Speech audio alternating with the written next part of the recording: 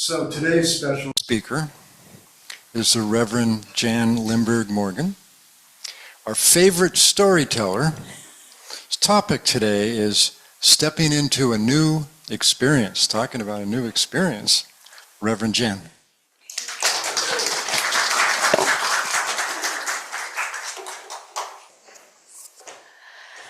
How am I supposed to follow that? First, she has me in tears. Thank you so much. Thank you. And further in my talk, you'll hear something that's very much like what you said. So you can listen for it. May something that I say this morning find a place in your heart, that it may go with you and enrich your life this week. We've stepped into 2026, but have we let go of 2025? You know, it's time to embrace the gifts of the new year. Completion, wholeness, new beginnings. In our day-to-day life, we start fresh. We have a new set of records for our business. We have a new appointment calendar, whether it's on your phone or on paper like me. We have a new schedule for 2026. We don't try to make appointments on last year's schedule, and we don't try to do the daily tasks with the old dates. And we don't try and pay our obligations on last year's bills. So how often do we move into a new year dragging with us last year's issues? Examples of incompletion are unkept promises to ourselves, unfinished business with people, finances, employment, not saying I love you and wishing you had. Not making amends for misunderstandings. Actions, our own or someone else's, that violate our sense of integrity. Unmet goals we desire but that we're afraid to go for. Not taking out the trash yesterday when it was full. And prominent symptoms of incompletion are regret, remorse, resignation, rejection. When we have unfinished business, our energy is drained and we're not at peace with ourselves. But you know, the major emotion underlying incompletion is fear. Fear of being misunderstood. Fear of making a commitment. Fear of not being good enough, not strong enough, not smart enough. Fear of falling again. But unless we release these events of the past, we're not free to move ahead into the future. Our natural state of being is wholeness, integrity, and balance. We lose that power and energy when we have no closure with the past. We lose that strength. Cultural anthropologist Dr. Angeles Arian writes, in many shamanic societies, if you came to the medicine person, you notice the update, not on medicine man, medicine person, complaining of being disheartened, dispirited, or depressed, you'd be asked one of four questions. When did you stop dancing? When did you stop singing? When did you stop being enchanted by stories? When did you stop being comforted by silence? Dancing, singing, sharing stories, resting in the silence. Someone who has mastered the skill of completing each thing as it occurs is someone who's energetic and healthy. Maybe not physically, but they are energetic and healthy. Often in life, the things that we have to release are not simple and straightforward. They may be huge and life-changing. I'm going to tell you a story that I questioned myself if I should tell, but I'm going to, and you can let me know later if you didn't approve. This story is about a lady named Dr. Chantrice Holloman. In May of 2018, a month after having a heart attack, she's still in the hospital, barely able to sit up. The medications used to revive her had sent her immune system into a frenzy. Partially paralyzed from the waist down, an infection was spreading through her legs that threatened to spread through her whole body and take her life. Her husband, CJ, her parents had kept vigil for her for this entire time, but it didn't appear that their prayers had been answered. The doctor came into the room, got straight to the point. The infection is not responding to antibiotics. It's rapidly spreading all the way through her body. The only way to stop it is to amputate the legs from the knees down. She started to cry.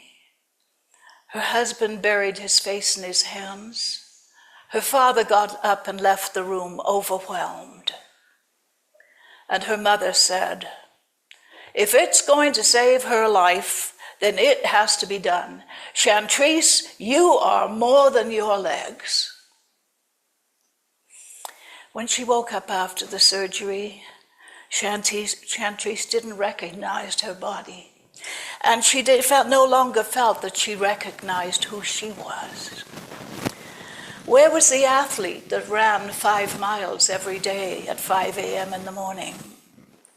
The conference speaker who traveled all over the country, speaking at educational conferences. The teacher of teachers, the director of a professional development program. The traveler who hopped on a plane every time she had the opportunity. The next 18 months was a blur of pain, struggle, therapy, and depression. Progress was slow. She got hand controls to drive her car. She learned to transfer herself in and out of the car. She agreed to speak at a national education conference in March of 2019. She wanted to decline, but her mother wouldn't let her. She met a physical therapist who specialized in prosthetics, and she convinced Chantrice to try them. The doctors, the surgeons who had done her surgery had told her prosthetics were not an option because of the paralysis in her body. But Chantrice was convinced that the only way she was going to get her old life back was with prosthetics. The next 12 months she spent trying to learn to walk again, each time a step forward and falling. In January of 2021, after one last failed attempt at walking, Chantrice had an epiphany. She had thought God's promises in the scriptures for a good life had meant a return to the life she had known. Maybe freedom didn't mean walking again. Maybe it was choosing joy in the body that she had now. What if she embraced her wheelchair instead of fighting it? And the answer came with startling clarity. She wasn't giving up. She was choosing a new freedom a new experience. She still writes, she still speaks to people all over the country. She still teaches, and she also teaches people that there is life after loss. She spends more time with her loved ones. Her mother was right. She is a lot more than her legs.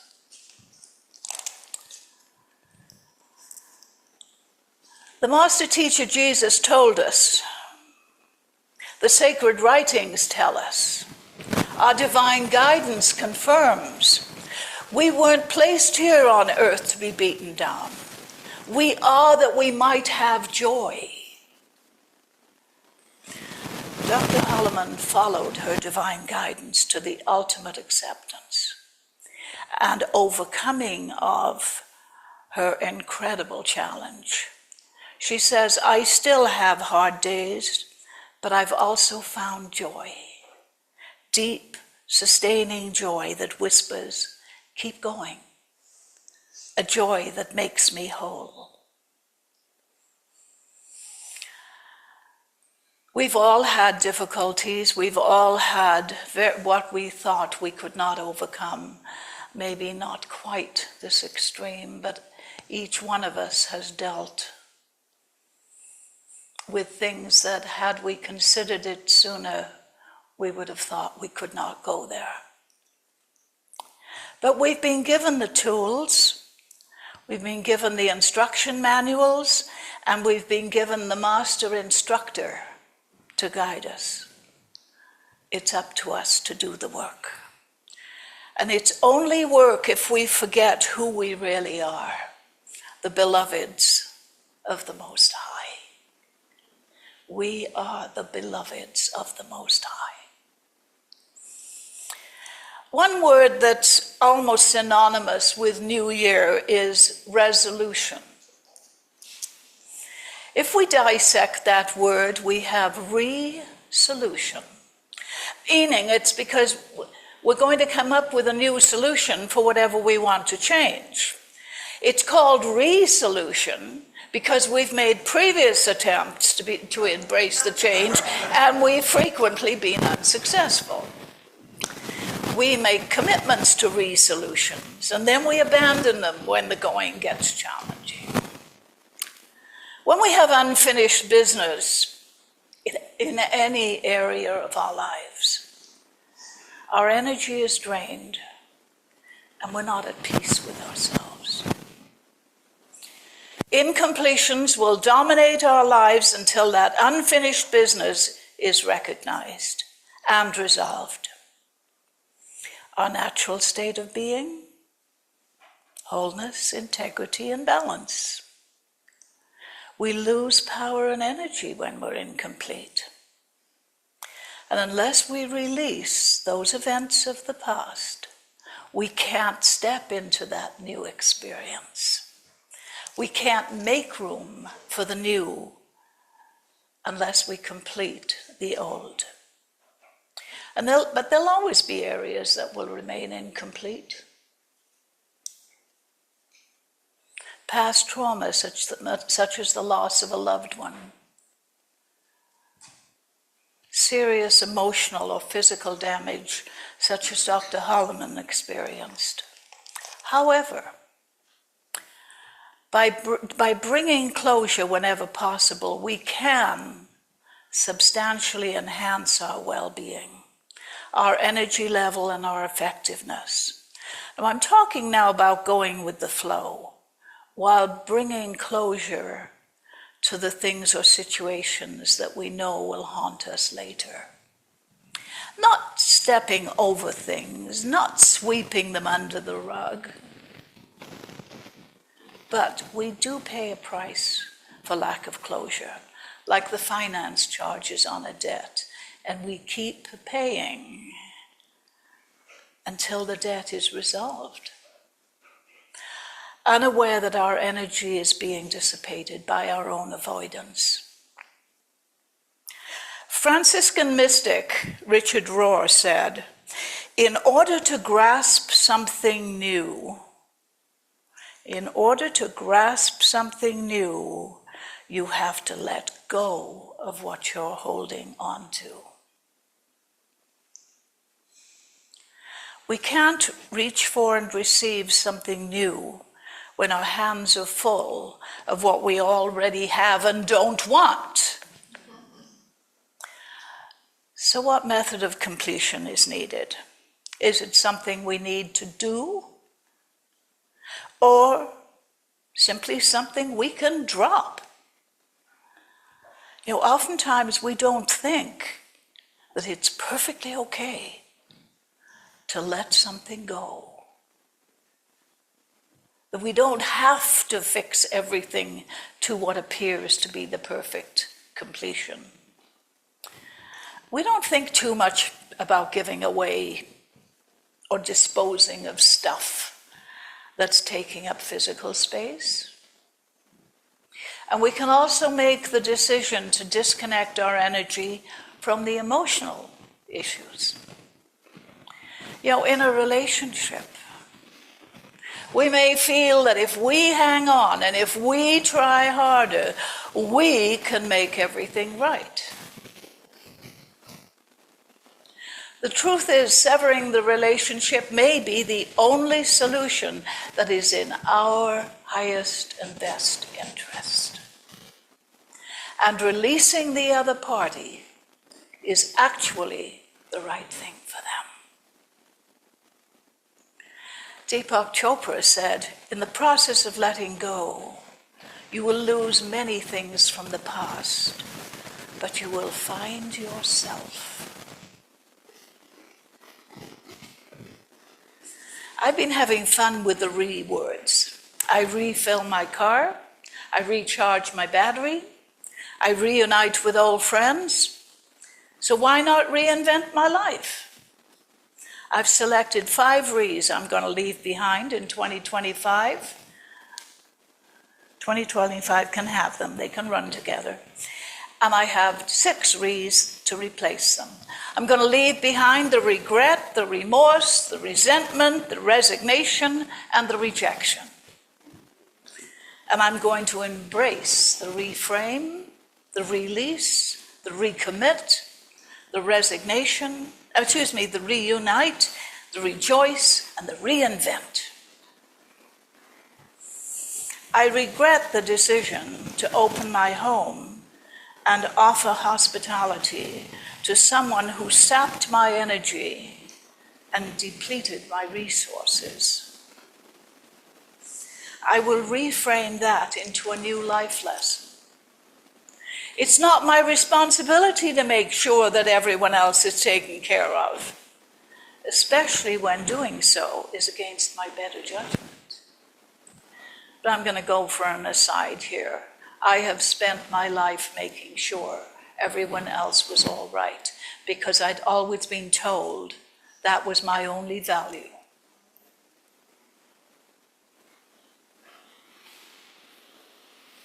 Well, I'm here to tell you that one's gone out with 2025.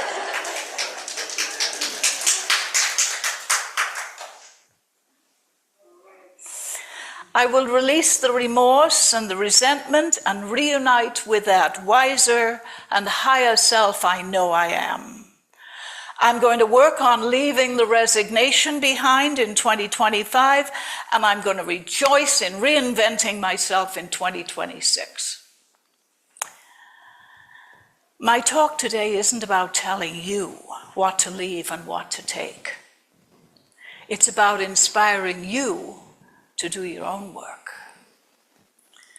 I will leave you with a beautiful inspirational reading sent to me by one of my dear friends, Reverend Patty Scott. It is wisdom from both the Buddhist and the Christian traditions. Leave the weight in 2025 and carry the wisdom into 2026. Do not dwell on what went wrong in 2025. Honor it, learn from it, then let it go. Your energy is too precious to be spent replaying the past. What happened shaped you It does not define you. Carry forward the lessons, not the weight. Growth asks for reflection, not punishment. Make peace with what was, so your hands are free to receive what will be. Trust the process. Release the guilt. Step into the new year lighter, clearer, and aligned with purpose. You are not starting over. You are starting wiser. Namaste.